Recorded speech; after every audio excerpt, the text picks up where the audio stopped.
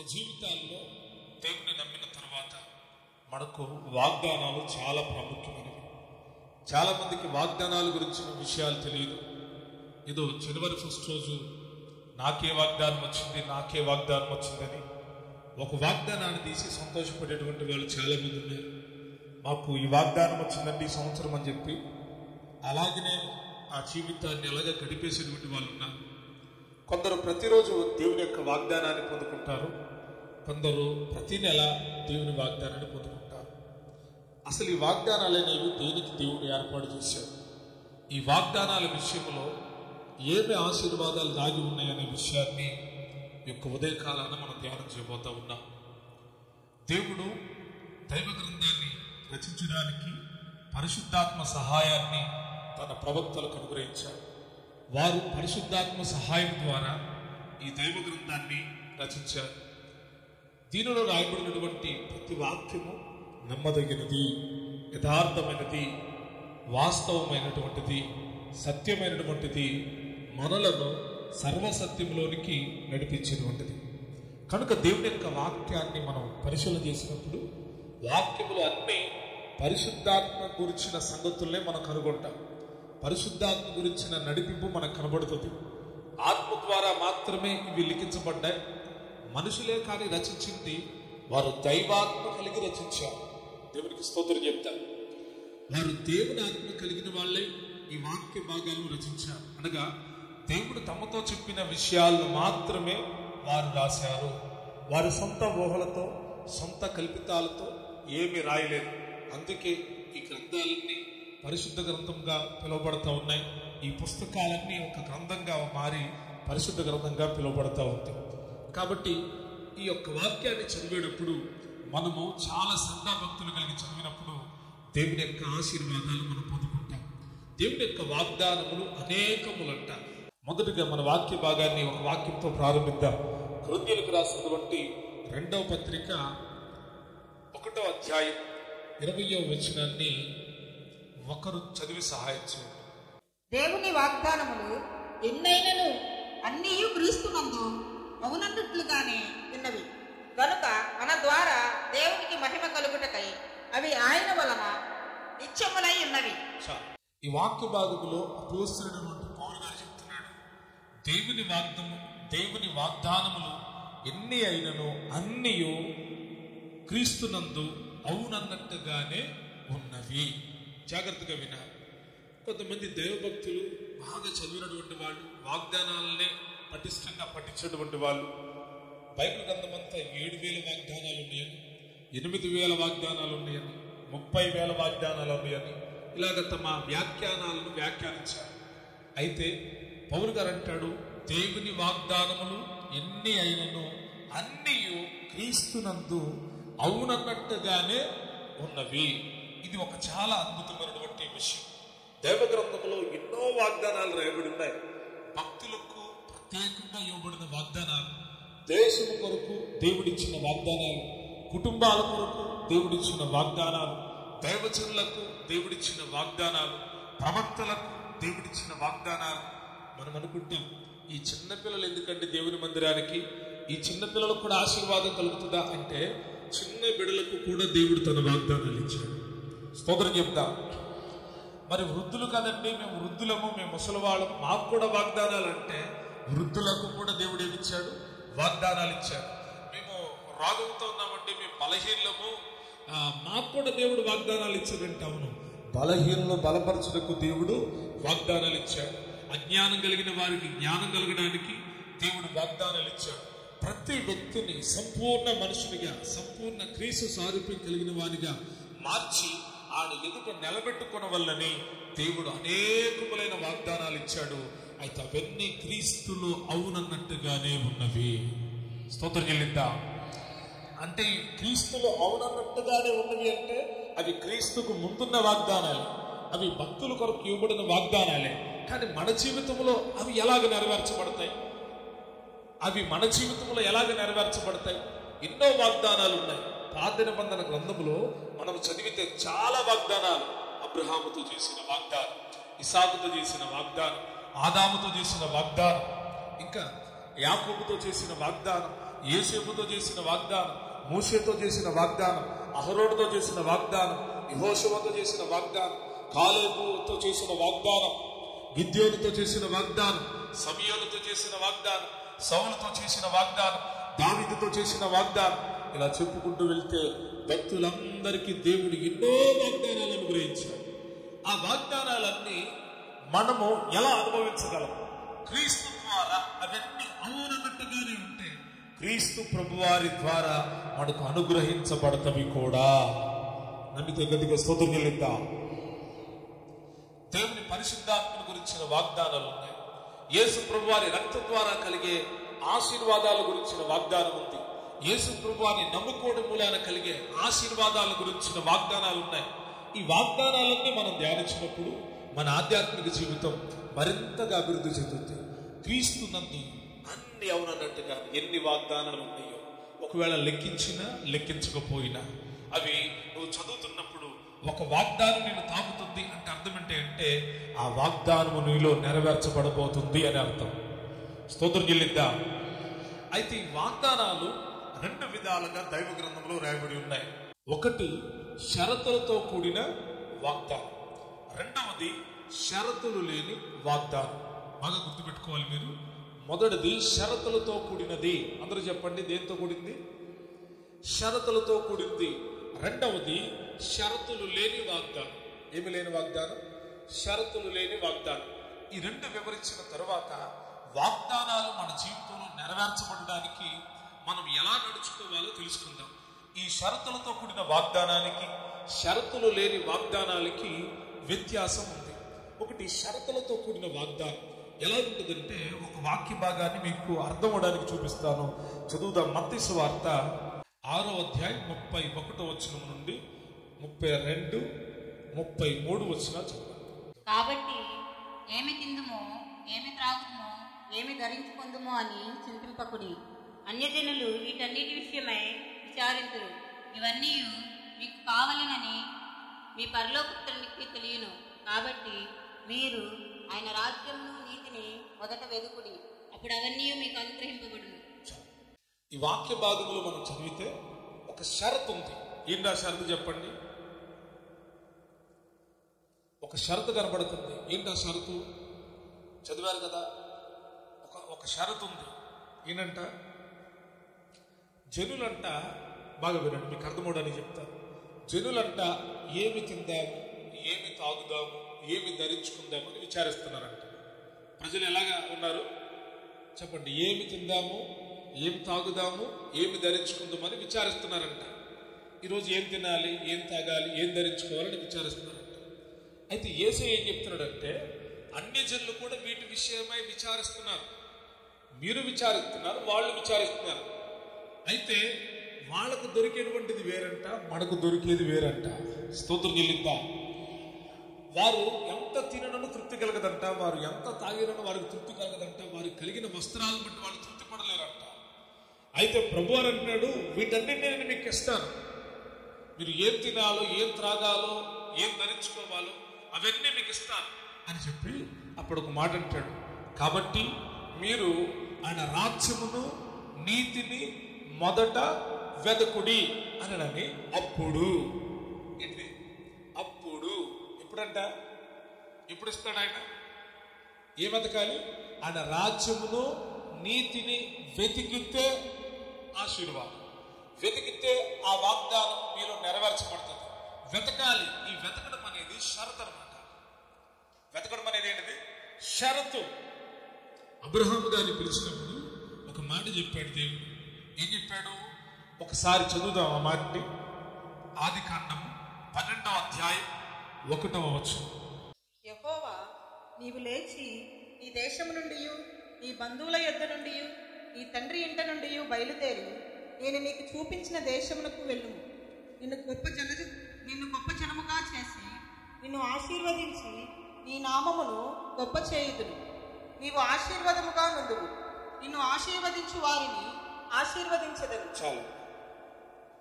ఈ వాక్య భాగాన్ని మనం గమనించినప్పుడు ఈ వాక్య భాగంలో కూడా ఒక షరతు ఉంది. ఏంటి ఆ షరతు చెప్పండి? మీకు అర్థం కావడానికి చెప్తున్నా. ఏంటి ఆ షరతు? నిన్ను గొప్ప చేస్తాను, నిన్ను ఆశీర్వదిస్తాను, నీ నామమును గొప్ప చేయుదును, నీవు ఆశీర్వాదంగా ఉందువు, నిన్ను ఆశీర్వదించు వారిని ఆశీర్వదించదును, నిన్ను దూషించు వారిని శపించదును, భూమి యొక్క సమస్త వంశములు నీ అంత ఆశీర్వదించబడునని అబ్రహాముతో అనగా ఆశీర్వాదం, పేరు ప్రఖ్యాతులు రావడం, గొప్పగా హెచ్చించబడడం, భూమి యొక్క సమస్త వంశాలన్నీ దీవించబడతాయి అంటాడు. ఎప్పుడు ఒక షరతు ఉంది అక్కడ. ఏంటిది? యెహోవా అన్నాడు, నీవు లేచి ఎక్కడున్నట్ట, నీ దేశము నుండి, నీ బంధువుల యొద్ద నుండి, నీ తండ్రి ఇంటి నుండి బయలుదేరి నేను నీకు చూపించు దేశమునకు వెళ్ళుము. నేను నీకు చూపించే దేశానికి నువ్వు వెళితే అప్పుడు నీకు ఆశీర్వాదం. అర్థమవుతుందా? మనకు ఊరికే మన వాగ్దానాలు నెరవేర్చబడడం. చాలా మంది వాగ్దానాలు తీసుకుంటారు, ఏదో అనుకుంటారు, మాకేదో వచ్చింది అనుకుంటారు, దాన్ని అక్కడ వదిలేస్తారు. ఆ రోజుతో ఆ జనవరి 1 సాటిస్ఫై అయిపోయి వదిలేస్తారు. అలాగా ప్రతి వాగ్దానము మన కొరకే దాచబడి ఉంటే ఆ వాగ్దానం విషయం, ఆ వాగ్దానాల వెనుకమాల దేవుడు కొన్ని షరతులు ఇచ్చాడు. కొన్ని వాగ్దానాలకి ఆ షరతులను మనం గమనించాలి. ఆ షరతులను గమనించకపోతే మనకు ఆ వాగ్దానాల నెరవేర్పు జరగదు. ఆ షరతులు ఏంటో మనం గమనించాలి. నేను నీకు తోడయుండి ఆశీర్వదిస్తాను అనే మాట షరతులు లేకుండా ఉంటుంది, షరతులతో కూడి కూడా ఉంటుంది. కాబట్టి ప్రతి వాగ్దానాన్ని మనం పరీక్షించాలి. మొదటిది షరతులతో కూడిన వాగ్దానం. అందరూ చెప్పండి, దేంతో కూడిన వాగ్దానం? అబ్రహామా, నువ్వు లేవాలి. ఎక్కడి నుంచి? నీ దేశంలో నుండి, నీ బంధువుల యొద్ద నుండి, నీ తండ్రి ఇంటి నుండి బయలుదేరి నేను నీకు చూపించే దేశానికి వెళ్ళను. చాలా సందర్భాల్లో దేవుని సేవకు వచ్చిన అనేకులకు దేవుడు ఇటువంటి పిలుపుని ఇస్తూ ఉంటాడు. ఆయన లెమ్మన్నప్పుడు లేవాలి దైవజనుడు, లెగిస్తేనే దీవెన. ఒకవేళ ఆయన మాట కనుక ధిక్కరించి, ప్రభువా నేను నా బంధువులు విడిచిపెట్టలేను, నా కుటుంబాన్ని విడిచిపెట్టలేను, నా రక్త సంబంధికులు విడిచిపెట్టలేను, నా దేశాన్ని విడిచిపెట్టలేను అని అంటే దేవుడు అనుగ్రహించే వాగ్దానం అబ్రహాము జీవితంలో నెరవేర్చబడి ఉండేది కానే కాదు. కానీ అబ్రహాం ఏం చేశాడు తెలుసా? లేచి బయలుదేరి దేవుడు తనతో చెప్పిన ప్రాంతాలు దర్శించుకుంటా ఆయన ఏ దేశం చూపించాడో ఆ దేశం వరకు ప్రయాణం చేస్తూనే వచ్చాడు. స్తుతికి యుద్ధం. కాబట్టి మనం గమనించాలి, దేవుని యొక్క వాగ్దానాలు ఏ రీతిగా ఉన్నాయో గమనించాలి. మొదటిది షరతులతో కూడిన వాగ్దానం, రెండవది షరతులు లేని వాగ్దానం. దీనికి మరొక వాక్య భాగాన్ని మీకు చూపిస్తాం, చదువుదాం. యాకోబు రాసినటువంటి పత్రిక 1వ అధ్యాయం 5వ వచనం. మీలో ఎవరికైనాను జ్ఞానము కొదువుగా ఉన్న ఎడల అతడు దేవుడని అడగవలెను, అప్పుడది అతనికి అనుగ్రహించబడును. ఆయన ఎవరిని గద్దెంపక అందరికీ ధారాళముగా దయచేయువాడు. ఈ వాక్య భాగములో మనం గమనిస్తే అక్కడ షరత్ ఏమైనా కనపడుతుందా? ఇది చెయ్యి అది చెయ్యని దేవుడు చెప్తున్నాడా?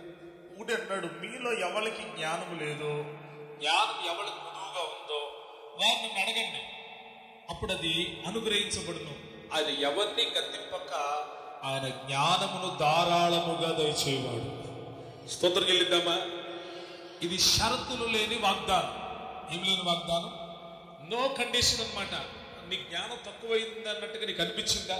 మా గురించి, అయ్యా నాకు జ్ఞానం తక్కువైంది తండ్రి, నాకు జ్ఞానం ఇవ్వయ్యా అంటే ఆయన నిన్ను గద్దించకుండా నీకు ఏం చేస్తాడంట? ధారాళముగా దయచేస్తాడంట. నీకే కాదు, అడిగిన అందరికీ. ఎవరైతే జ్ఞానం పొదువుగా ఉండి దేవుడిని అడుగుతారో వారందరికీ. అంటే నా పక్కన ఉన్నారండి, వాళ్ళకు కూడా దేవుడు జ్ఞానం ఇస్తాడా? నేను బాగా డబ్బున్న వ్యక్తిని, నాకు జ్ఞానం పొదువైంది, నేను దేవుడిని అడిగా, నాకు ఇచ్చాడు దేవుడు. నా పక్కన ఒక పేదోళ్ళు ఉన్నారు, ఆ పేదోళ్ళు అడిగితే దేవుడు ఇస్తాడంటే ఆయన ఎవరిని గద్దింపక అందరికీ తన జ్ఞానమును ధారాళముగా దయచేసే దేవుడు. స్తోత్రం చెల్లిద్దాం. షరతులు లేని వాగ్దానం, షరతులు లేని వాగ్దానం. యేసే వెళ్ళిపోయేటప్పుడు అంటాడు, ఇదిగో తండ్రి వాగ్దానం చేసినది మీ మీదకి పంపుచున్నాను, మీరు యెరూషలేములో నిలిచి ఉండండి. మీరేం అవసరం లేదు, మీరు కనిపెడతా ఉండండి. తండ్రి వాగ్దానం చేసిన ఆ వాగ్దానం మీ మీదకి వస్తుంది. దేవుడంట తన అడుగువానికి నిశ్చయముగా తన పరిశుద్ధాత్మను అనుగ్రహించును. స్తోత్రం చెల్లిద్దామా? ఎవరైతే ఆయన యందు విశ్వాసం ఉంచుతారో పరిశుద్ధాత్మను గురించిన వాగ్దానానికి షరతులు లేవు. చాలా మంది ఉంటారు, ఏంటంటే పరిశుద్ధాత్ముడు వాళ్ళు బాప్తిసం పొందలేదు కదా, వాళ్ళ మీదకి దేవుని యొక్క ఆత్మ వచ్చిందంట, దేవుని ఆత్మ వాళ్ళ మీద నిలిచిందంట. నిజమేనా అంటే నిజమా అబద్ధమా? చెప్పండి, నిజమా అబద్ధమా? దేవుని యొక్క వాగ్దానం ఏంటంటే ఒక మాట చదువుదాం. ఏవేళ ప్రవక్త ప్రవచించాడు, అదే ప్రవచనాన్ని మరలా పేతురు భక్తుడు గుర్తు చేస్తూ ఉన్నాడు. ప్రజలందరూ ఎదుట సాక్ష్యం ఇస్తూ ఉన్నాడు. ఒక బలమైన సాక్ష్యం, ఆత్మ గురించిన సాక్ష్యం. ఇది షరతులు లేనటువంటి వాగ్దానం, దేవుడు తన ప్రజలందరికీ అనుగ్రహించిన వాగ్దానం. ఒకసారి చదువుదామా? అపోస్తలుల కార్యాలు 2వ అధ్యాయం 16వ వచనం. యోవేలు ప్రవక్త ద్వారా చెప్పబడిన సంగతి ఇదే, ఏమనగా అంత్యదినముల యందు నేను మనుషులందరి మీద నా ఆత్మను కుమ్మరించెదను. మీ కుమారులను మీ కుమార్తెలను ప్రవచించెదరు. మీ యవనులకు దర్శనములు కలుగును. మీ వృద్ధులు కలలు కందురు. ఆ దినములలో నా దాసుల మీదను నా దాసురాండ్ర మీదను నా ఆత్మను కుమ్మరించెదను కనుక వారు ప్రవచించెదరు. ఈ వాక్య భాగాన్ని మనం చదివాం కదా, దీంట్లో కండిషన్ ఏమన్నా ఉందా? దేవుడే యోవేలు ప్రవక్త చెప్పాడంట, ఇదిగో అంత్య దినాల్లో మనుషులందరి మీద నా ఆత్మను కుమ్మరిస్తా. ఎవరి మీద అంట? చెప్పండి, ఎవరి మీద? మనుషులందరి మీద నా ఆత్మను కుమ్మరిస్తా. ఆ సంగతి అందరికి తెలియదు. ఎవరైతే యేసుక్రీస్తు ప్రభువాన్ని విశ్వసిస్తారో వారందరూ, ఆయన మాటలు వింటారో వారందరి మీద ఆయన ఆత్మ కుమ్మరించబడుతుంది. రెండోది అంటాడు, మీ కుమారులను మీ కుమార్తెలు ఏం చేస్తారు? ప్రవచిస్తారు. మీ యవనులకు దర్శనాలు కలుగుతాయి. మీ వృద్ధులు కళ్ళగంటారు. ఆ దినముల్లో నా దాసుల మీద నా దాసురాండ్ర మీద నా ఆత్మను కుమ్మరించదను గనుక వారు ప్రవచించదరు. షరతులు లేని వాగ్దానం ఇది. షరతులు లేవు, నో కండిషన్. తను అడుగువానికి నిశ్చయముగా తన ఆత్మను ఏం చేస్తారంట? అనుగ్రహిస్తాడు. తను అడిగితే చాలు జ్ఞానం ఇస్తాడు. తను అడుగువానికి ఏ ఆత్మ ఇస్తాడు తెలుసా? కొలతలేని ఆత్మ ఆయన ఇస్తాడు. స్తోత్రం. దేవుని మనం అడిగితే ఆయన తన పరిశుద్ధాత్మను, కొలతలేని ఆత్మను మనకు ఆయన అనుగ్రహిస్తాడు. అంత మాత్రమే కాదు, బుదిగంతు నివాసులారా నా వైపు చూచి రక్షణ పొందండి. యేసే తట్టు తిరిగితే చాలు రక్షణ ఉచితంగా దొరుకుతుంది. మనకి నిత్య జీవం అంట యేసుక్రీస్తు ప్రభు వారి వల్ల ఏంటి? నిత్య జీవం. ఆయన నమ్ముకుంటే చాలు నిత్య జీవం దొరుకుతుంది అంటండి. ఇటువంటి శాస్త్రమైన వాగ్దానాలు ఎన్నో మన కొరకున్నాయి, ఎన్నో మన కొరకున్నాయి. కండిషన్తో కూడిన వాగ్దానాలు మనం చెయ్యాలి. దేవుడు చెప్పాడు, ఇక్కడ నుంచి నువ్వు అక్కడికి వెళ్ళిపో అని అన్నాడు. అంతేగాని దేవుడు బలవంతంగా మనల్ని నడిపాడు. గుర్తుపెట్టుకోండి, దేవుడు బలవంతంగా మనల్ని ఏం చేయలేడు, నడిపించడు. నీకే చెప్తాడు, ఇదిగో నువ్వు ఇలాగ నడు, ఇక్కడ నుంచి ఆ ప్రాంతానికి వెళ్ళిపో అని చెప్పాడు అనుకో, ఏం చేయాలి చెప్పండి? వెళ్ళిపోవాలి. వెళ్ళకుండా తడవు చేసేవరకు నువ్వు ఇంపార్టెంట్ అనుకో, కంపల్సరీ మరొకసారి నేను గద్దించి నడిపిస్తాడు. కానీ నువ్వు ఎప్పుడైతే ఆయన చెప్పిన వెంటనే ఆయన మాటకు లోబడి నువ్వు నడుస్తావో ఆయన నీతో చేసిన వాగ్దానం నెరవేర్చబడుతుంది. ఇది షరతులతో కూడింది. షరతులు లేనిది ఎలాగుంటుందో చెప్పనా? ఈ షరతులు లేని వాగ్దానాలన్నీ దేవుడే నెరవేరుస్తాడు మనలో. చెప్పండి గట్టిగా. మనం అడుగుతున్నాం, ప్రభా జ్ఞానమివ్వు, నీ వాగ్దానం ఉంది కదా, నిన్ను అడిగితే జ్ఞానం ఇస్తానన్నావు అని ప్రార్థన చేస్తున్నావు. ఇప్పుడు నువ్వు చేస్తుంటే ప్రార్థనే, ఇంకేమైనా చేస్తున్నావా? ఎక్కడున్నావు అక్కడ ప్రార్థన చేస్తున్నావు. కానీ ఆ జ్ఞానం ఇవ్వాల్సిన ఎవరు? దేవుడే. స్తోత్రం చెల్లిద్దా. అంటే ఈ షరతులు లేని వాగ్దానం ఎటువంటిదయ్యా అంటే డైరెక్ట్ గా దేవుడి దగ్గర నుండే నీకు కార్యం జరుగుతుంది. దేవుడే వాగ్దానం చేశాడు కాబట్టి, వాగ్దానం చేసిన వాడు నమ్మదగిన వాడు. ఆయన నీ పట్ల చేసిన వాగ్దానం ఏదైతే ఉందో ఆయన దాన్ని నెరవేర్చడానికి సమర్థుడు. ఆయన జ్ఞానం ఇస్తానన్నాడా? ఇస్తాడు. ఆయన కృపణిస్తానన్నాడా? ఇస్తాడు. ఆయన రక్షణ ఇస్తానన్నాడా? ఇస్తాడు. ఇంకొక మాట పేతురు భక్తుడు అంటాడు, క్షమించండి, పౌలు గారు అంటాడు, ఫిలిప్పీలకు రాసిన పత్రికలు ఒక చక్కటి మాట ఉంటుంది, చదువుదాం. ఒక శ్రేష్టమైన వాగ్దానం. ఫిలిప్పీలకు రాసిన పత్రిక 4వ అధ్యాయం 19వ వచనం. కాగా దేవుడు తన ఐశ్వర్యం చొప్పున క్రీస్తు యేసునందు మహిమలు మీ ప్రతి అవసరమును తీర్చును. దేవునికి స్తోత్రం చెల్లిద్దాం. మన తండ్రి అయిన దేవునికి యుగయుగములు మహిమ కలుగును గాక. అక్కడ రాయబడి ఉంది. ఆమెన్ అనేది మీరు పూర్తి చేశారు. అంటాడు పౌలు గారు, కాగా దేవుడు తన ఐశ్వర్యము చొప్పున క్రీస్తు యేసునందు మహిమలో మీ ప్రతి అవసరమును తీర్చును. స్తోత్రం చెల్లిద్దాం. మహిమలో తీర్చబడే అవసరాలు వేరు, శరీరం కోసం తీర్చబడే అవసరాలు వేరు. అంటాడు, తన ఐశ్వర్యము చొప్పున క్రీస్తు యేసునందు మహిమలో మీ ప్రతి అవసరమును ఆయన ఏం చేస్తాడు? తీరుస్తాడు. No condition. ఆయనే తీరుస్తాడు మన అవసరతలు. ఆత్మ కావాలి, మనకు ఆత్మ అవసరం. ఎవరు తీరుస్తారు చెప్పండి? ఆయన తీరుస్తాడు. మన కృప కావాలి, అవసరం, కృప అవసరం. ఎవరు తీరుస్తారు? దేవుడే తీరుస్తాడు. మనకి జ్ఞానం అవసరం. ఎవరు తీరుస్తారు? జ్ఞానమే, దేవుడే ఇస్తాడు జ్ఞానం. మనకు తెలివి అవసరం. ఎక్కడ దొరుకుతుంది తెలివి? దేవుడు ఇస్తాడు. కాగా మహిమలో క్రీస్తు యేసునందు మీ ప్రతి అవసరం. ఏంటి అవసరం? చాలా మంది వాక్యాన్ని పట్టుకొని మన ప్రతి అవసరతలు అంటే కూర్చొని ప్రభావం లేదా ఆనందం ఇచ్చి, లేకపోతే ఇల్లు కట్టుకోవాలి సహాయం, లేకపోతే ఇది కాదు. ఇక్కడ రాయబడిన మాట ఇది కాదు. మీ ఆత్మకు అవసరత కలిగిన ప్రతి అవసరతను ఆయన ఏం చేస్తాడు? తీరుస్తాడు. ప్రభా నేను స్థుతించడానికి చక్కటి స్వరాన్ని ఇస్తాడు. ప్రభా నీ వాక్యాన్ని చదవడానికి నా మనోనేత్రాలు తెరుస్తాడు ఆయన. ఒకవేళ నువ్వు డబ్బు అడిగితే 1 సంవత్సరం 2 సంవత్సరాలు 3 సంవత్సరాలు పడుతుందేమో కానీ నువ్వు ఆత్మను అడిగితే నిశ్చయముగా దేవుడు తన ఆత్మనిస్తాడు. చెప్పండి గట్టిగా, నాకు రక్షణ కావాలి అని అడిగితే నిశ్చయముగానే రక్షణ ఇస్తాడు. ఆన్ ద స్పాట్ అనమాట. అందుకే చెరసాల నాయకుడు ఆ రాత్రి బాప్టిజం పొందాడు. లూదియా ఆ రాత్రి బాప్టిజం పొంది తన అడుగు వారికి ఆయన రక్షణ దయచేసే దేవుడు అయినా. నాకు అవసరమయ్యా, నాకు నీ ఆత్మ అవసరం, ఆత్మవరాలు అవసరం, ఆత్మజ్ఞానం అవసరం. నేను వెళ్తున్న ప్రయాణంలో నాకు నీ ఆత్మ సహాయం అవసరం అంటే ఆయన తప్పకుండా మనకు తన సహాయాన్ని అందించే దేవుడై ఉన్నాడు. స్తోత్రం చెల్లిద్దాం. గట్టిగా 2 చేతులెత్తి గట్టిగా స్తోత్రం చెల్లిద్దామా? షరతులు లేని వాగ్దానాలు ఎన్నో ఉన్నాయి. మన కొరకు దేవుడు దాచి ఉంచాడు ఎన్నో షరతులు లేని వాగ్దానాలు.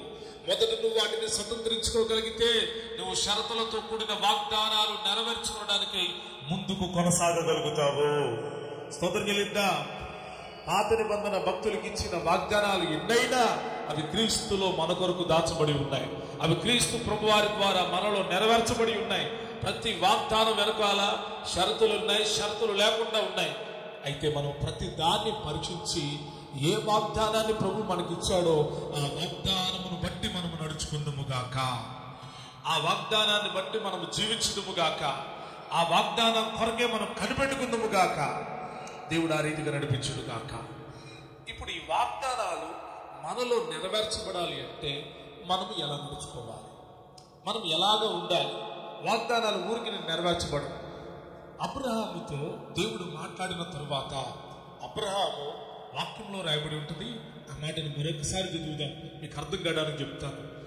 ఆదికాండం 12వ అధ్యాయం 4వ వచనం. యెహోవా అతనితో చెప్పిన ప్రకారము అబ్రహాము వెళ్ళెను, లోతు అతనితో కూడా వెళ్ళెను. చాలు. ఇక్కడ మనం ఒక మాట చదివాం. ముందు ఇందాక షరతులతో కూడిన వాగ్దానం చదివినప్పుడు ఈ మాటను చదివాం. అప్పుడు దేవుడు ఏం చెప్పాడు? ఇదిగో నువ్వు లేచి నీ దేశం నుండి, నీ బంధువుల యొద్ద నుండి, నీ తండ్రి ఇంటి నుండి బయలుదేరి వెళ్ళు అని చెప్పాడు.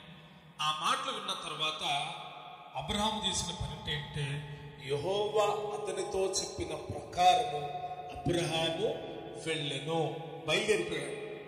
దేవుడు మాట్లాడా? మాట్లాడిన తరువాత వెంటనే నిర్ణయాన్ని తీసుకున్నాడు. బాగా ఈ వాక్యాన్ని గమనించాలి. ఎవరు ఈ పని చేయగలుగుతారు అంటే కేవలం విశ్వాసం కలిగిన వారు మాత్రమే. ఎవరు చేయగలరు? విశ్వాసం కలిగిన వాళ్ళు మాత్రమే ఈ పనిని చేయగలరు. విశ్వాసం లేకపోతే చేయలేరు. విశ్వాసం కలిగిన వాళ్ళు చేసే కార్యాలు వేరు. దేవుని వాగ్దానం నీలో నెరవేర్చబడాలి అంటే, దేవుని వాగ్దానాలు నీ కుటుంబంలో నెరవేర్చబడాలి అంటే, నీ వ్యక్తిగత జీవితంలో నెరవేర్చబడాలి అంటే నీ లోపల దేవుని విషయంలో, దేవుని కార్యముల విషయంలో దేవుని యందు పరిపూర్ణమైన విశ్వాసాన్ని కలిగి ఉండాలి. గట్టిగా స్తోత్రం చెల్లిద్దాం. దీనికి అనుబంధంగా ఒక మాటను బలపరచడానికి చెప్తాను, చదువుదాం. హెబ్రీయులకు రాసినటువంటి పత్రిక 11వ అధ్యాయం 33వ వచనం. హెబ్రీయులకు రాసినటువంటి పత్రిక 11వ అధ్యాయం 33వ వచనం. వారు విశ్వాసము ద్వారా రాజ్యమును జయించిరి, నీతి కార్యములను జరిగించిరి, వాగ్దానములను పొందిరి, సింహముల నోళ్లను మూసిరి. చాలు. ఇక్కడ మనం చదివిన మాటలో ఓ శాస్త్రమైనటువంటి బలమైన మాట ఉంది. ఏంటన్నమాట అంటే, వారు విశ్వాసము ద్వారా రాజ్యాలు జయించారంట, తరువాత నీతి కార్యములు జరిగించారంట, తరువాత వాగ్దానాలను పొందుకున్నారు. స్తోత్రం చెల్లిద్దామా? మనం విశ్వసించిన ప్రకారమే దేవుడు మనకు వాగ్దానం చేస్తాడు. విశ్వాసం లేకుండా దేవుడికి ఇష్టలై ఉండట అసాధ్యము. మనం విశ్వాసం కలిగిన వాళ్ళమైతే మనకు దేవుడు వాగ్దానం ఇస్తాడు. ఆయన వాగ్దానం ఇచ్చాడని మనం నమ్మితే దాన్ని ఆయన మనలో నెరవేరుస్తాడు.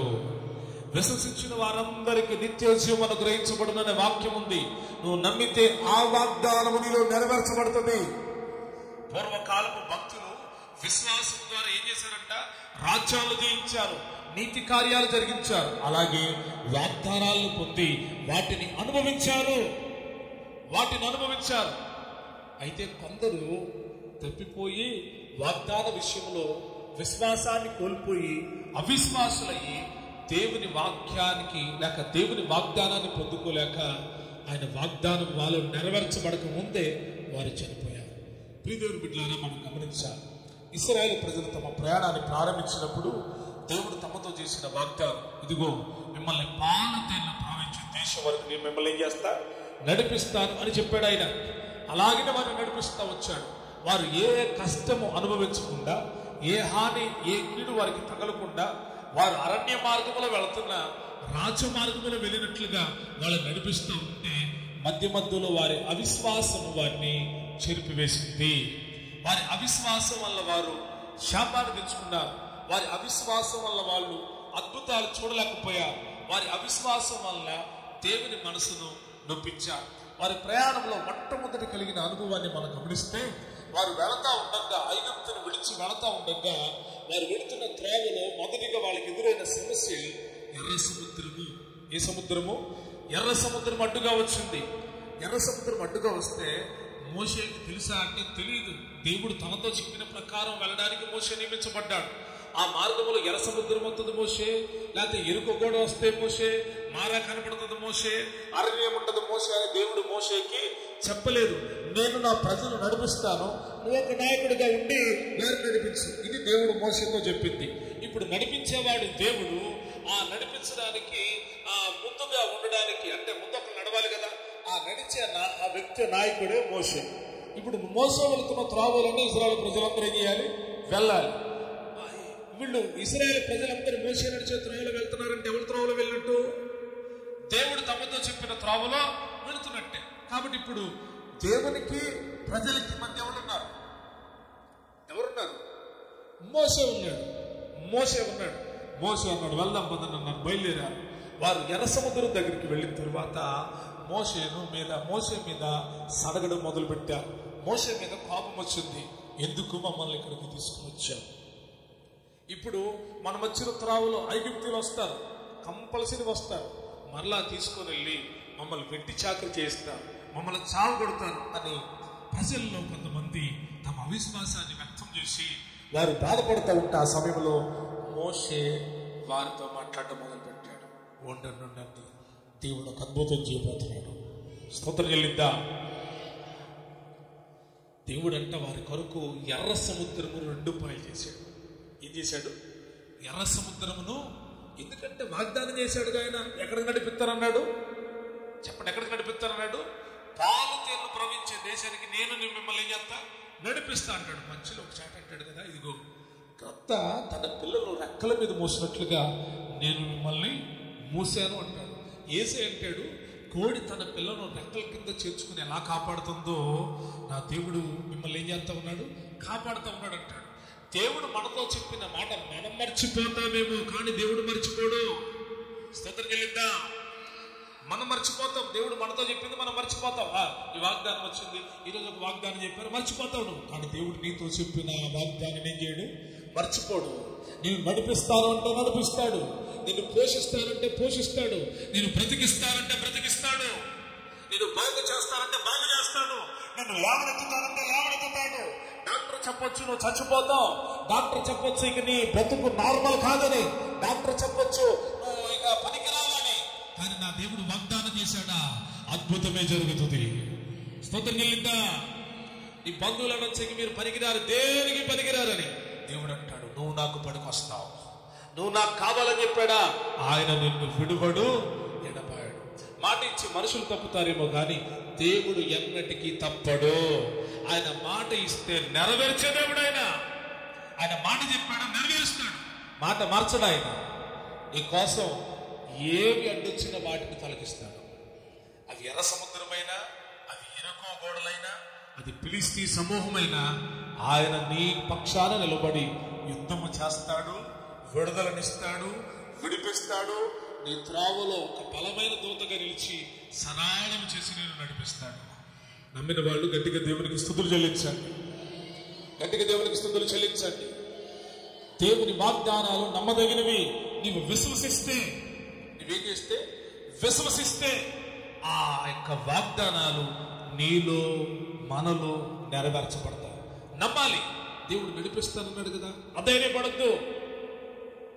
అంటే దేవుడు నడిపిస్తానన్నాడు కాబట్టి ఇక ఎప్పుడు పోల్పాన్పుగా ఉంటుంది అనుకోకండి. ఎప్పుడు పోల్పాన్పే అంటే రహదారిగానే ఉంటుంది అనుకోకండి. ఆయన తన ప్రజలు నడిపించినప్పుడు వారి విశ్వాసాన్ని బలపరచడానికి దేవుడంట అరణ్యములో గుండా, పట్టణాల గుండా, అనుభవాల గుండా నడుపుతూ వచ్చాడు. స్తోత్రం చెప్తాం. మన అనుభవాలు కూడా అలాగే ఉంటాయి. కొన్నిసార్లు బాగా సంతోషంగా ఉంటాం, కొన్నిసార్లు దుఃఖం వెంటాడుతుంది, కొన్నిసార్లు చాలా ఆనందంగా ఉంటుంది, కొన్నిసార్లు బాధ ఎవరికి చెప్పుకోలేని బాధ ఉంటుంది. మన పరిస్థితులు ఎలాగ మారుతాయి అంటే, ఒకసారి ఉన్నతమైన అనుభవాలకు వెళ్ళిన అనుభవంలోకి వెళ్ళి మరలా కిందకు వచ్చిన అనుభవం, అయ్యో ఏంటి మరలా నేను ఈ పరిస్థితికి వచ్చాను. ఏమీ దిగులు పడద్దు. పిలిచిన దేవుడు నమ్మదగిన వాడు, వాగ్దానం చేసిన దేవుడు నమ్మదగిన వాడు. నిత్యముగా నువ్వు నిత్య రాజ్యం చేరే వరకు నువ్వు ఎలాగా మార్చబడాలో ఆ రూపులన్నీ దిద్దేవాడు ఆయనే. ఇబ్బందుల కొలుములో, శ్రమల కొలుములో నిన్ను పరీక్షించి ఉన్నతమైన సాధనముగా దేవుడు మార్చిపోతున్నాడు. నమ్మిన వారు గట్టిగా దేవునికి స్తుతులు చెల్లించండి. ఎందుకు ఆయన ఇబ్బందులు పెడుతున్నాడు, ఎందుకు ఆయన కష్టాలు పెడుతున్నాడు, ఎందుకు ఆయన ఇటువంటి భయంకరమైన శ్రమలు కూడా నన్ను నడిపిస్తున్నాడు అంటే, శ్రమలు సింహాసనానికే కానీ శ్రమలు కృంగిపోవడానికి, కూలిపోవడానికి కాదు. శ్రమలలో నుండే సింహాసనం దొరుకుతుంది. స్తుతులు చెల్లిద్దా. దేవుని వాగ్దానం మనలో నెరవేర్చబడాలి అంటే మనం విశ్వాసం కలిగి ఉండాలి. ఏం కలిగి ఉండాలి? విశ్వాసం కలిగి ఉండాలి. నమ్మాలి. దేవుడు జరిగిస్తాడు అని నమ్మాలి. దేవుడు ఇస్తాడు అని నమ్మాలి. దేవుడు నా పక్షాన ఉన్నాడని నమ్మాలి. నమ్మితే అద్భుతం చూస్తాం.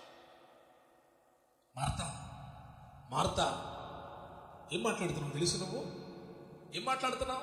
మార్త ఏమంటదంటే, నువ్వెక్కడుంటే నా తమ్ముడు చచ్చిపోయేవాడు కాదు, బతికేవాడు. జబ్బు పడిన ఎప్పుడు చచ్చిపోయే సావబతుకుల మధ్యలో ఉన్నప్పుడు నీకు కబురు పెట్టాం కదా, రోగి చచ్చిపోయి బతుకున్నాడని. నువ్వు ముందెత్తే ఏమయ్యేవాడు నా తమ్ముడు?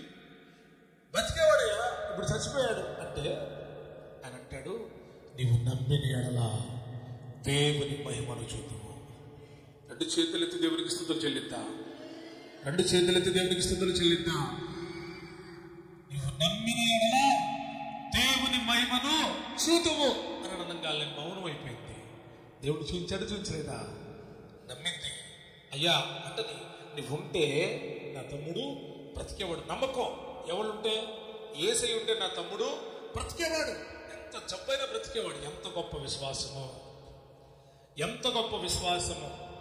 ఈ విశ్వాసం రావడానికి ఒక లింకప్, ఒక మాట మనకుంది. ఏంటి ఆ మాట చెప్పిన? మీ లోపల అంత విశ్వాసం, వాగ్దానాలను మీరు పొందుకొని అనుభవించే అంత విశ్వాసం మీలో కలగాలి అంటే ఒక వాక్యము ద్వారా మాత్రమే మీకు విశ్వాసం కలుగుతుంది. నమ్మిన వాళ్ళ గట్టికి స్తోత్రం చెప్పండి. దేని ద్వారా విశ్వాసం?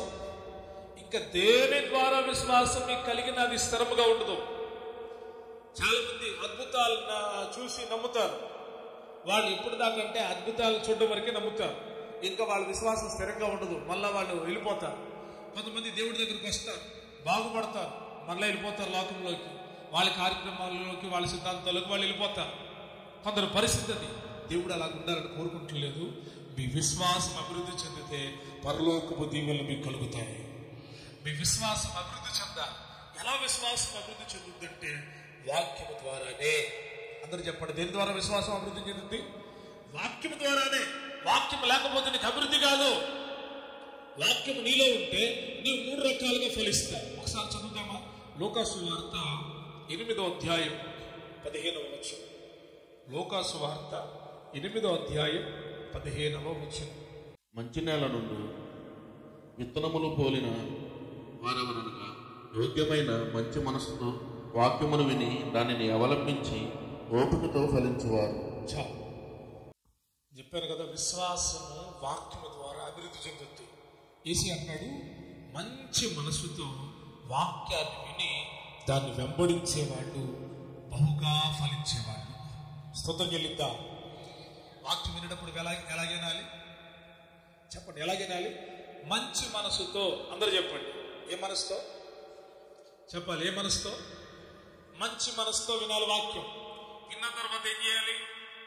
దానిని అంగీకరించాలి. మూడవదిగా దానిని అవలంబించాలి. వాక్యం చెప్పినట్లుగా. మంచి మనసు లేకుండా వాక్యం ఉన్నారనుకో ఎలాగుంటుంది? ఓ చిన్న సంఘటన చెప్తాను మీకు. మంచి మనసు లేదు కానీ మీరు వాక్యం వింటున్నారు. అప్పుడు మీరు ఎలా ప్రవర్తిస్తారో తెలుసా? పాస్టర్ గారు అంతా నా గురించి చెప్పాడంటారు. ఏమంటారు? పాస్టర్ గారు అంతా మా గురించి చెప్పాడు అంటారు. పాస్టర్ గారికి ఎవరు ఏదో చెప్పారు కాబట్టి ఆయన మా గురించే వాక్యం చెప్పాడు అంటారు. ఎవరు వీళ్ళు? మంచి మనసు లేని వాళ్ళు. కానీ మంచి మనసుతో ఉండేవాళ్ళు ఏం చేస్తారో తెలుసా?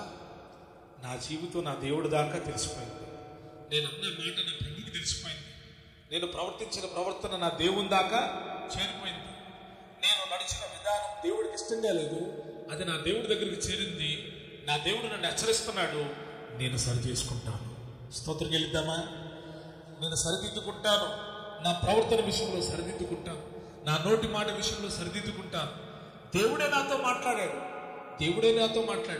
నేను ఎవరితో అన్న మాట తప్పుడు మాట నా దేవుడి దాకా చేరింది, అందుకే ఆయన నన్ను హెచ్చరిస్తా ఉన్నాడు అని వివేకం కలిగి మంచి మనసుతో వాక్యాన్ని స్వీకరించి, అయ్యో ప్రభువా, నేను నోరు జారిపోయి మాట్లాడానయ్యా, నేను తప్పుగా మాట్లాడాను, లేకపోతే నేను తప్పుగా ప్రవర్తించాను, దైవజనుడితో ఇలా ప్రవర్తించాను, లేకపోతే ఆత్మీయులతో ఇలాగా ప్రవర్తించాను, నేను తప్పు చేశానే అని ఎవరైతే పశ్చాత్తాపడి దేవా నాతో మాట్లాడమని మంచి మనసుతో వాక్యాన్ని అంగీకరిస్తారో వారు ఫలిస్తూనే ఉంటారు దేవుని సన్నిధిలో. స్తోత్రం చెల్లిద్దాం. వారు దేవుల్లో ఫలించేవాళ్ళు, వాక్యంలో ఫలించే వాళ్ళ గురించి చెప్పట్లా నేను. దేవుల్లో ఫలించే వాళ్ళు మంచి మనసుతో వాక్యాన్ని విని ఆశీర్వదించబడతారు. నీ లోపల వాక్యము ఎంత సమృద్ధిగా ఉంటుందో అంత విశ్వాసం దేవుని మీద నీకు పెరుగుతూ ఉంటుంది. ఎంత విశ్వాసం పెరుగుతుందో నీ కొరకు దేవుడిచ్చిన వాగ్దానాలు దేవుడు నెరవేరుస్తున్నప్పుడు నీవంతగా ఆనందిస్తావు.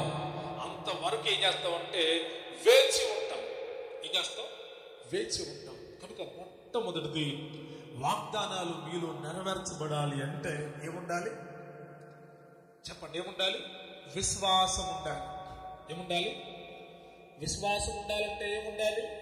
వాక్యం ఉండాలి. వాక్యం ఉంటే విశ్వాసం ఉంటుంది. విశ్వాసం ఉంటే వాగ్దానాలు దొరుకుతాయి, అవి నెరవేర్చబడతాయి, వాటిని మనము అనుభవిస్తాము. ఇది మొదటిది. రెండవదిగా వాగ్దానాలు మనలో నెరవేర్చబడాలి అంటే మనలో ఉండవలసిన మరొక కార్యం. హెబ్రీయులకు రాసినటువంటి పత్రిక 6వ అధ్యాయం 11వ వచనం. మీరు మందులు కాక విశ్వాసం చేతను ఓర్పు చేతను వాగ్దానములను స్వతంత్రించుకుని వారు వాగ్దానం స్వతంత్రించుకుని వారిని పోలి నడుచుకున్నట్లుగా మీలో ప్రతి వాడు ఆసక్తిని తుదమట్టుకు కనపరచవలనని ఆపేక్షించుచున్నాను. మధ్యలో ఒక ఓడి తీశాను నేను, అంటే త్వరగా చదవడం కోసం అని, మీకు అర్థం కావడం కోసం అని చెప్పాను. ఈ వాక్యం మీరు చదివినప్పుడు మీకేం అర్థమవుతుంది? వాగ్దానాలు మనలో నెరవేర్చబడాలి అంటే ఓర్పు కావాలి. ఏం కావాలి? మొదటగా విశ్వాసం కావాలి. వాక్యం ద్వారా కలిగే విశ్వాసం కావాలి. రెండవదిగా ఓర్పు కావాలి. అందరూ చెప్పండి, ఏం కావాలి? అందరూ చెప్పండి. దేవుడు ఒక వాగ్దానం ఇచ్చాడు మీకు. ఆ వాగ్దానం ఈ సంవత్సర వాగ్దానం అంటాం. ఈ సంవత్సర వాగ్దానం అంటే ఈ సంవత్సరంలో ఏమైపోవాలి చెప్పండి? మీరు వాగ్దాన కార్డులు తీశారు కదా, ఒక కార్డు తీశారు, ఇదిగో రహస్య స్థలముల్లోనూ అంధకారంలో ఉన్న స్థలముల్లోనూ మరుగయ్యున్న ధనమును మీకు ఇచ్చేదను అని ఒక వాగ్దానం వచ్చింది. అక్కడ బంగారు బిస్కెట్లు వేసి, ఏం బిస్కెట్లు వేసి? బంగారు బిస్కెట్లు వేసి ఒక వాగ్దానం వచ్చింది. మీరు తీసుకున్నారా పాప స్తోత్రం ఆయన. కొంతమంది అదుకుంటారు కూడా, చూసుకొని బంగారం ఇస్తారన్నాడు దేవుడు అనిపించారు. 31వ తారీఖు వచ్చింది, మళ్ళీ డిసెంబర్ 31. మీకు ఇచ్చేయాలిగా, ఇచ్చేయడానికి అవసరం లేదు. పోనీ నెలవారీ వాగ్దానం అనుకుందాం. నెలవారీ వాగ్దానం, నిశ్చయముగాను నిన్ను విస్తరింపజేసేదను. ఈ నెల దేవుడు మనకి ఇస్తున్న వాగ్దానం. ఆమేన్. ఈ నెల అయిపోవాలి ఆ వాగ్దానం. అర్థం కాల? ఇప్పుడు టైమింగ్తో ఏదైనా వాగ్దానం దేవుడు ఇచ్చాడు అనుకో, అదేమవ్వాలి? నెరవేర్చబడాలి. ఇస్కియాతో అన్నాడు, ఏమన్నాడు ఇస్కియా? ఎన్ని సంవత్సరాలు ఆయుష్ అన్నాడు? ఆయుష్ ఎత్తున అన్నాడు. నెరవేర్చబడితే నెరవేర్చబడలేదా? చెప్పరండి. నెరవేర్చబడితే నెరవేర్చబడలేదా? నెరవేర్చబడింది. సిమియోను పట్ల ఒక వాగ్దానం ఉంది, రక్షకుడు చూసే వరకు నువ్వు బ్రతికే ఉంటావని. ఆశేరు పత్రికల అన్న పేరిట ఒక వాగ్దానం ఉంది, నీవు ప్రభుని చూసేదాకా చనిపోవని. వాళ్ళందరూ అలాగే బతుకున్నారు. ఎందుకున్నారంటే వాళ్ళు వాగ్దానం పొందుకున్నారు, సమయానికి వాగ్దానం పొందుకున్నారు. బాగా గుర్తుపెట్టుకోండి మీరు, ఇది నెల వాగ్దానం, ఈరోజు వాగ్దానం. ఈరోజు వాగ్దానం చదవడం కోసం, ప్రార్థన చేసుకోవడం కోసం ఓకే. అది నెరవేర్చబడాలి అంటే నెల వాగ్దానమైన, సంవత్సరం అని తీసుకుంటున్న వాగ్దానమైన, అది నెరవేర్చబడాలంటే అది నెరవేర్చబడే వరకు నువ్వు ఓర్పు కలిగి జీవించాలి. ఏం కలిగి జీవించాలి? అందరూ చెప్పండి, ఏం కలిగి జీవించాలి? దాన్నే కోల్పోతాం మనం. అక్కడే మన ఆశీర్వాదాలన్నీ దెబ్బతింటాయి. దేవుడు చెప్పాడు కదా దీవిస్తారని, అప్పుడు దాకా ఏం చేయాలి? Wait and see. ఓర్చుకో ఓర్చుకో ఓర్చుకో ఓర్చుకో. ఓర్చుకున్న నీకు ఒకరోజు గొప్ప ప్రతిఫలం దొరుకుతుంది. స్తోత్రం చెప్తా. ఇది రెండవది. మూడవ విషయాన్ని చెప్పి ముగిస్తాం, మన సమయం కొద్దిగా ఉంది కాబట్టి. హెబ్రీయులకు రాసిన పత్రిక 7వ అధ్యాయం 6వ వచనం త్వరగా చదవండి. 7వ అధ్యాయం 6వ వచనం. వారితో సంబంధించిన అంశావళి లేనివాడైన మెల్కీసెదెకు అబ్రహామునొక 10వ వంతు పుచ్చుకొని వాగ్దానములను పొందిన వారిని ఆశీర్వదించను. వాగ్దానములు పొందిన వారిని ఆశీర్వదించను. మూడవదిగా, వాగ్దానాలు మీ జీవితంలో నెరవేర్చబడాలి అంటే మీరు దేవునికి ఇవ్వాలి. అందరూ చెప్పండి, ఇవ్వాలి. దేవునికి ఇవ్వాలి. మీరు ఇస్తే మీకు వాగ్దానాలు నెరవేర్చబడతాయి. అబ్రహాం అంట 10వ వంతును చెల్లించి ఆశీర్వాదం పొందుకున్నాడంట. ఈ మాట 10వ వంతు చెల్లించాలి అని చెప్పే మాట మలాకి ప్రవక్త కూడా చెప్తాడు. ఇక్కడ ఒక వాగ్దానాన్ని మనం చదివాం, నా మందిరపు నిధిలోనికి 10వ భాగం అంతా మీరు తీసుకుని రండి, విస్తారమైన పట్టరాని దీవెనలు మీ మీద ఏం చేస్తాను? కృమ్మరిస్తాను. దేవుని యొక్క వాగ్దానాలు మనలో నెరవేర్చబడాలి అంటే మనము దేవునికి ఇవ్వాలి. ఏం చేయాలి? 10వ భాగం దేవుని యొక్క సొమ్ము, దేవునికి ఇవ్వాలి. దాన్ని దొంగిలించకూడదు. నేటి కాలంలో అనేకులు ఆ వాక్యము కొత్త నిబంధనలు లేదులే అని చెప్పి 10వ భాగాన్ని దోచుకొని తింటా ఉన్నారు. దేవునికి చెందవలసిన 10వ భాగాన్ని దోచుకొని తింటా ఉన్నారు. వాటితో ఏవో వారి సొంత కార్యక్రమాలు చేస్తూ ఉన్నారు. వాటితో వారి ఇష్టానుసారంగా ఏదో చేస్తూ ఉన్నారు. ఒక ఆయన ఈ రీతిగా చెప్తున్నాడు, పాస్టర్ గారు మా సంఘం కొరకు ప్రార్థించండి అన్నాడు. ఏమంటే ఎందుకు ప్రార్థించాలన్నారు? మా సంఘములో ఎవరు 10వ భాగాలు ఇవ్వట్లేదండి అన్నాడు. అదేంటి పాస్టర్ గారు అలాగంటారు? మీ సంఘములో ఫ్యాన్లు ఉన్నాయి, ఏసీ కూలర్ పెట్టారు, తర్వాత చాలా చాలా చాలా అందంగా ఉంది కదా అంటే అప్పుడు ఆయన చెప్పాడు, 10వ భాగాలు ఎవరండి? మందిరానికి ఫ్యాన్లు అంటే తెస్తారు, సున్నం కొట్టడానికి ఇస్తారు, పెయింట్ వేస్తానికి ఇస్తారు, భోజనాలు పెడతానికి ఇస్తారు, అన్నిటికి ఇస్తారండి. 10వ భాగం ఎవరు చెల్లించట్లేదు పాస్టర్ గారు. వారికి దీవెన ఉండదా అంటే ఏ మాత్రము దీవెన ఉండదు. 10వ భాగం దేవుని యొక్క సొమ్ము. నువ్వు దేవునికి ఇస్తే అదర్వైజ్ కానుకలు ఇవ్వద్దని చెప్పట్లా. కానీ ప్రధానమైన వాగ్దానం, ఇది చేసి మీరు నన్ను శోధించిన ఎడల పట్టరాని విస్తారమైన దీవెనలు మీ మీద కృమ్మరిస్తాను. కాబట్టి ప్రియ దేవుని బిడ్డలారా, ఈ వాగ్దానాలు దేవుడు మీ జీవితంలో నెరవేర్చును గాక. షరతులతో కూడిన వాగ్దానాలేమో, షరతులు లేని వాగ్దానాలేమో మిమ్మల్ని మీరే పరీక్షించుకొని దేవుడు మీకు ఇచ్చిన వాగ్దానాలు విశ్వాసము ద్వారా జరుగునని తలంచుకొని ప్రతిరోజు ఓర్పు కలిగి దేవుడు చేయమని చెప్పినట్లుగా చేస్తూ మీరు ముందుకు కొనసాగుదురుగాక. ఈ వాక్కులన్నీ దేవుడు మీ హృదయాల్లో ఫలింపజేసి ఆశీర్వదించి దీవించి ఆయన రాకుడు గురుకు సిద్ధపరచునుగాక. ఆమేన్.